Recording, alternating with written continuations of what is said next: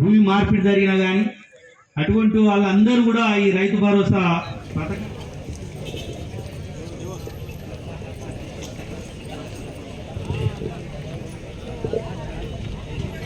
ప్రజలను మభ్యపెట్టి మోసం చేసి అధికారంలోకి వచ్చి సర్వనాశనం చేసిండు తెలంగాణ రాష్ట్రాన్ని. అలాంటి రాష్ట్రాన్ని నాశనం చేసిన రాష్ట్రాన్ని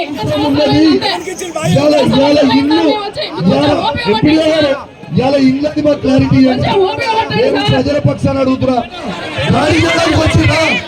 సమాధానం చెప్తారా? ప్రజలకి సమాధానం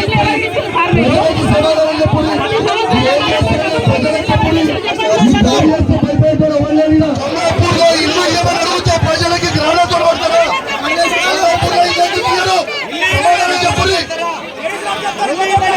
మీరు 20 ఇళ్ళు మాత్రమే ఇచ్చుకుంటా 1400 మంది ప్రజల కోసము ప్రజలకి ఇల్లు ఇవ్వమంటే మీరు రాళ్ళతో పడతారా?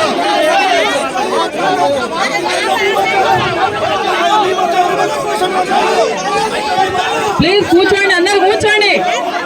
మనం ఇక్కడ ఈ సమస్యలు పరిష్కరించుకోవడానికి వచ్చిన గొడవ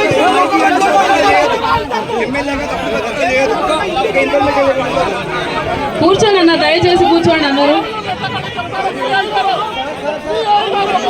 కూర్చోండి.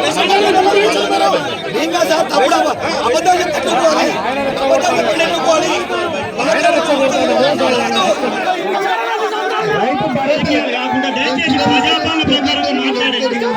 దయచేసి ఎవరు కూడా గొడవ చేయకుండా దయచేసి కూర్చోండి. ఇది గ్రామ సభలో దయచేసి నినాదాలు వస్తూ.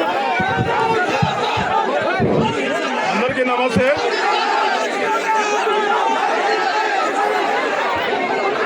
ఇది గొడవద్దు